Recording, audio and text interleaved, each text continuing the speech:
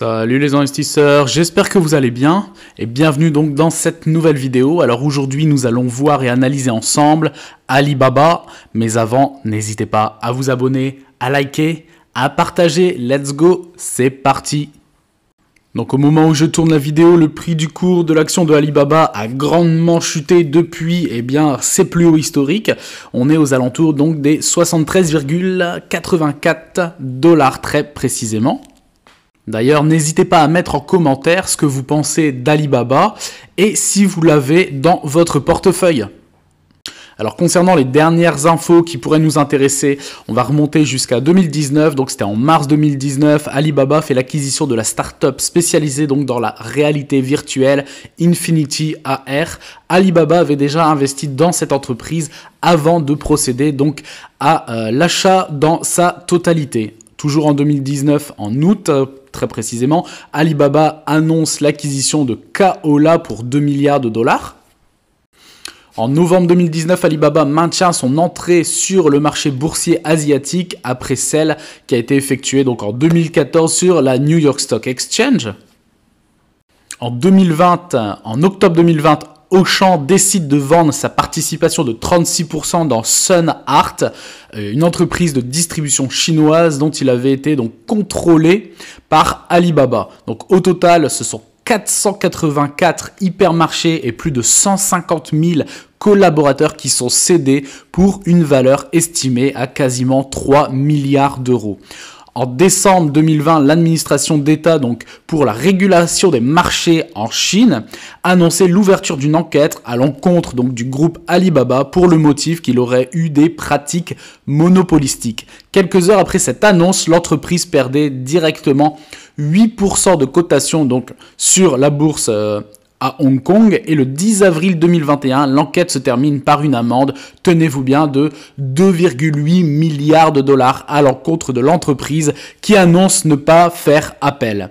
En octobre 2021, Best Incorporation, donc qui est une filiale d'Alibaba, annonce la vente de son réseau de livraison en Chine à J&T Express, une entreprise indonésienne pour 1 milliard de dollars. Et en mars 2023, donc en début d'année, un plan de scission d'Alibaba en 6 entités distinctes est annoncé. Et donc cette scission est initiée par, tenez-vous bien, le pouvoir politique chinois. Et d'ailleurs, je ne sais pas si vous vous rappelez ou si vous aviez eu source de cette information, c'était il y a quoi? Il y a un an et demi, pendant des mois, pendant 3-4 mois, nous n'avions plus aucune nouvelle, il n'y avait plus du tout d'informations concernant Jack Ma. Donc il y avait beaucoup de théories qui étaient justement sur ce sujet-là, que l'État chinois l'avait enfermé, il était parti dans le nord de la Chine casser des cailloux comme on dit, etc., etc. Mais je pense qu'il y a eu énormément de pression de la part du gouvernement chinois par rapport à Jack Ma, parce qu'il avait voulu créer du coup Alipay, si je ne dis pas de bêtises, ou une pseudo-banque en ligne avec Alibaba, et le pouvoir chinois était donc intervenu. Et donc ça a toujours été, parce que même si, on verra les chiffres par la suite, même si Alibaba est un mastodonte très clairement du e-commerce, il y a une problématique très importante à prendre en compte, c'est le fait que finalement le pouvoir politique chinois peut intervenir à tout moment dans n'importe quelle entreprise pour stopper telle ou telle chose, arrêter par exemple le cours de bourse. Et donc ça c'est quelque chose de très très important à prendre en compte, parce que finalement, même si ce sont des entreprises privées, elles ont les mains liées. Et donc très clairement, rien n'est au-dessus du pouvoir politique chinois qui a tous les pouvoirs. On passe maintenant directement sur TradingView. Alors si vous voulez faire vos propres recherches, et je vous encourage à faire vos propres recherches, le ticker de l'entreprise c'est Baba. Alors ici, on est directement en mensuel et on voit du coup depuis septembre 2014 l'introduction en bourse sur le New York Stock Exchange, donc le cours de bourse de Alibaba. Donc on peut voir déjà, ça fera l'année prochaine, ça fera 10 ans finalement que l'entreprise est coté aux États-Unis. Et donc on voit depuis ses débuts, il y a eu une très très belle croissance jusque, eh bien, ici un pic, ici c'était toujours pareil, hein, pendant la période Covid, c'était en novembre 2020, pour arriver à un plus haut historique de 319 $, quasiment 320 $. Du coup, si on prend par rapport au plus bas de l'époque, donc ici, aux alentours des 60 $ pour arriver au plus haut à 320 $, cela représente 427,68% de performance en l'espace de 5 à 6 années grand maximum. Mais l'on voit finalement que depuis fin d'année 2020, c'est clairement une chute libre, parce que là on se retrouve donc à 73-74 $, et donc ça fait quasiment 77% de perte sur le cours de bourse depuis on va dire deux grosses années. Et je pense très sincèrement, parce que nous verrons les chiffres par la suite, Alibaba a quand même des chiffres qui sont quand même très très solides dans son business model de e-commerce. Et je pense que le fait que le pouvoir politique chinois intervienne comme ça et puisse prendre des décisions en sa faveur, tout simplement, ça joue énormément sur la psychologie finalement des investisseurs du monde entier qui potentiellement préfèrent vendre et peut-être se retirer du marché chinois. N'hésitez pas d'ailleurs à mettre en commentaire ce que vous en pensez par rapport à cela, parce que si on prend toutes les autres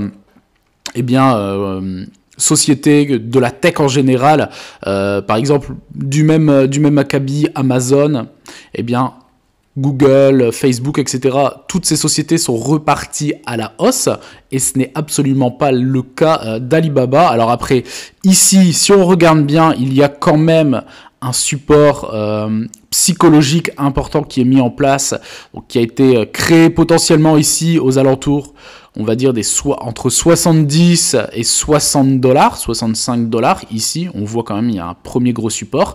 Vous voyez ici, pendant cette période ici, septembre 2022, on voit ici le support, c'est descendu jusqu'à 64-65 $, c'est remonté tout de suite. Et je pense qu'ici, on est potentiellement en train de travailler ce support qui pourrait potentiellement redescendre, mais ici, se consolider ici aux alentours des entre 65-70 $, et potentiellement par la suite, donc se stabiliser et repartir tout doucement à la hausse. Mais pour l'instant, on n'y est absolument pas.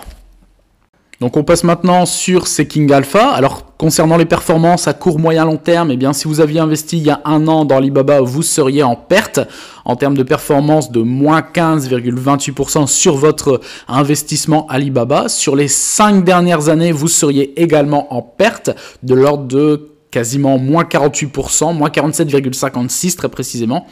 Et donc sur les 10 dernières années, c'est-à-dire depuis ses débuts avec l'introduction en bourse, je pense, alors attendez, on va remettre à jour,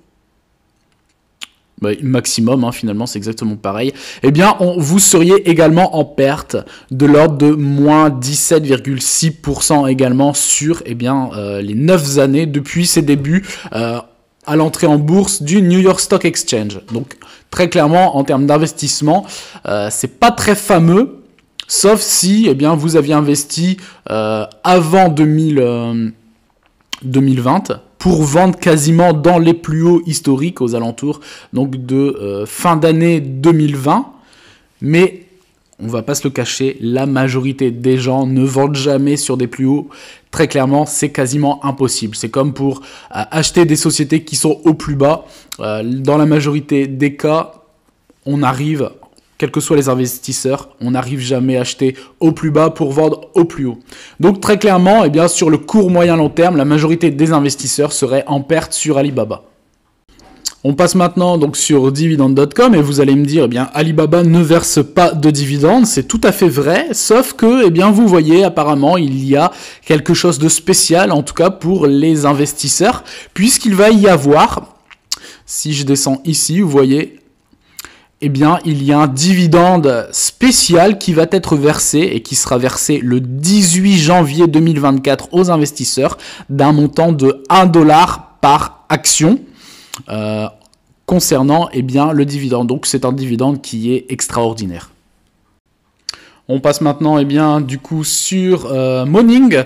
Donc ici, forcément, avec le futur dividende qui sera versé, eh bien, cela fera un rendement de 1,38%. En ce qui concerne du coup la sûreté du dividende, comme c'est un dividende qui est exceptionnel pour le 18 janvier 2024, eh bien clairement 0. Concernant le score de croissance, plus ou moins bon apparemment, en tout cas pour moi ça ne l'est pas forcément. Concernant la capitalisation boursière, eh bien d'Alibaba, c'est de l'ordre de 190 milliards de dollars sur le marché. Concernant le ratio cours par rapport au bénéfice, c'est-à-dire le price to earning, eh bien il est de l'ordre de, donc c'est un ratio de 10,58, ce qui veut dire que pour 1 dollar de bénéfices générés par Alibaba, eh bien les investisseurs sont prêts à payer 10 fois eh bien le prix.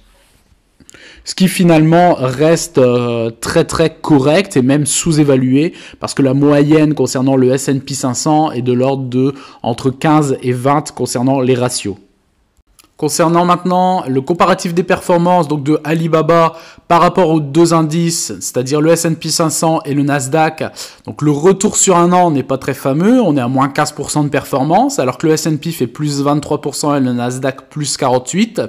Et c'est également pareil du coup sur les 5 dernières années en termes de performance. Eh bien Alibaba sous-performe, moins 46% sur les 5 dernières années alors que le S&P fait plus 85%. Et le Nasdaq fait lui plus 156%. Rappelons également que, eh bien, à l'heure actuelle, on est sur, eh bien, quasiment les plus hauts ou au même niveau que pendant la période du Covid concernant, eh bien, le cours du S&P et je pense que ça doit être pareil pour le Nasdaq. Et donc vous voyez concernant la valorisation eh bien, de Alibaba, alors de 2017, même 2016, jusqu'à son plus haut eh bien, de fin d'année 2020, vous voyez ici, donc là c'était 300, on était aux alentours des 320 en novembre. On était vraiment sur une action qui était surévaluée par les investisseurs et depuis, eh bien, c'est la chute libre. Et on se retrouve très très grandement sous-évalué concernant eh bien, Alibaba. Là, on passe maintenant donc pour affiner nos analyses, eh bien donc sur Google Finance. Et donc, vous voyez, par rapport à la sous-évaluation, on va voir parce que finalement, les chiffres ne sont pas si mauvais que cela. Et donc ici, on voit donc le compte de résultats depuis 2019. Donc ici, en 2019, Alibaba a généré 376,8 milliards de dollars de chiffre d'affaires pour un bénéfice de 87, quasiment 88 milliards de dollars. Donc déjà en 2019, c'était énorme. 2020, 509 milliards de dollars de chiffre d'affaires pour un bénéfice de 149,4 milliards de dollars. En 2021, un chiffre d'affaires de 717 milliards de dollars. Pour un bénéfice de 150,5 milliards de dollars donc pour le bénéfice, qui est quasiment pareil que 2020.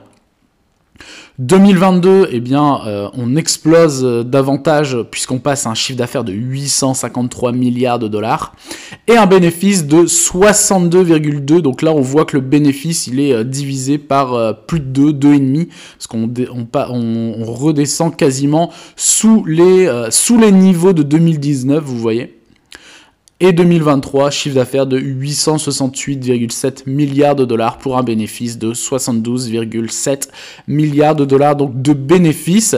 Mais on voit que eh bien, il y a quand même une sacrée baisse alors qu'on était depuis 3 années d'affilée en très très grosse augmentation, mais depuis juste après Covid, on voit qu'il y a une sacrée baisse en termes de bénéfices. Et on voit finalement ici la marge bénéficiaire nette, elle n'est pas extraordinaire, on est sous les 10%, on est à 8,38 très précisément. Concernant ici donc le bilan donc au niveau annuel entre le total des actifs et le total des passifs, donc la différence entre les deux, c'est ce qui représente le total donc des capitaux propres, donc les actifs moins le passif, et on voit qu'il y a toujours eu un excédent très très important, donc c'est également très positif, et on voit total des capitaux propres, donc valeur obtenue en soustrayant le total des passifs avec le total des actifs de l'entreprise. Et on voit finalement que, eh bien, en 2023, on se retrouve, enfin Alibaba se retrouve avec 1,12 milliard de dollars de capitaux propres, donc c'est quand même très très très solide, et on voit que par rapport à 2022, la trésorerie en investissement court terme, c'est plus 15,25%, de l'ordre de 524,4 milliards de dollars. Le total des actifs, c'est 1700 milliards de dollars, donc c'est plus 3,39% par rapport à 2022. Le total des passifs, c'est 630 milliards, augmentation légère également de 2,73% par rapport à 2022. Très clairement, si le cours de bourse décroche depuis maintenant 2 ans, c'est pas forcément par rapport à ces résultats qui sont quand même, alors même s'il y a une baisse eh bien des bénéfices en 2022 et 2023 par rapport à 2021, 2020 et 2019, on est quand même sur une société, une multinationale qui brasse et qui génère énormément de cash.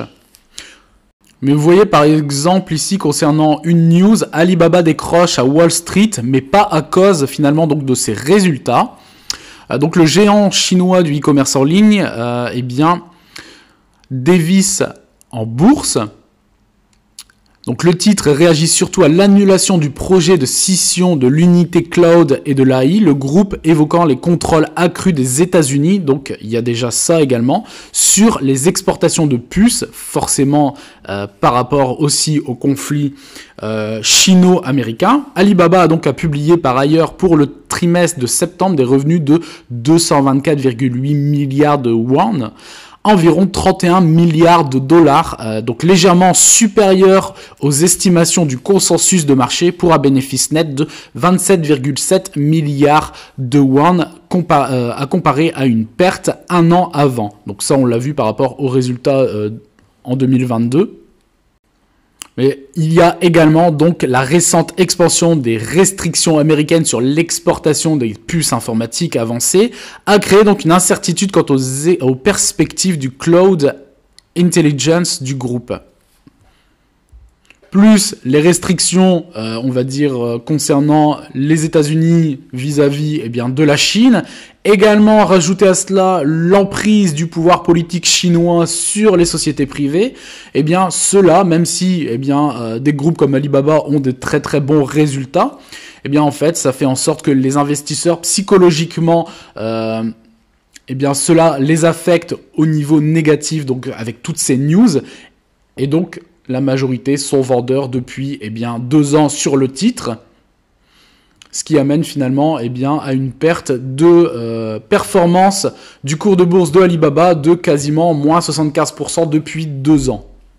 Alors conclusion, Alibaba reste quand même eh bien, l'une des sociétés des marketplaces, du géant du e-commerce mondial avec on va dire des chiffres qui sont ultra solide en termes de trésorerie, en termes de chiffre d'affaires, de bénéfices, en termes de capitaux propres également, c'est juste monstrueux.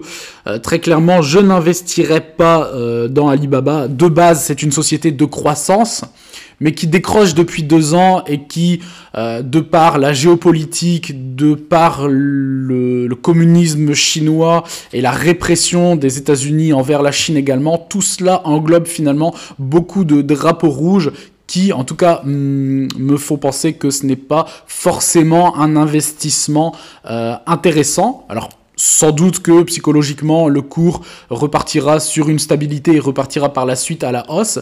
Mais en tout cas, ce n'est absolument pas eh bien, ma stratégie. J'espère que cette vidéo vous aura plu. N'hésitez pas à vous abonner, à liker, à partager. Et je vous dis à très bientôt pour une prochaine vidéo. Ciao!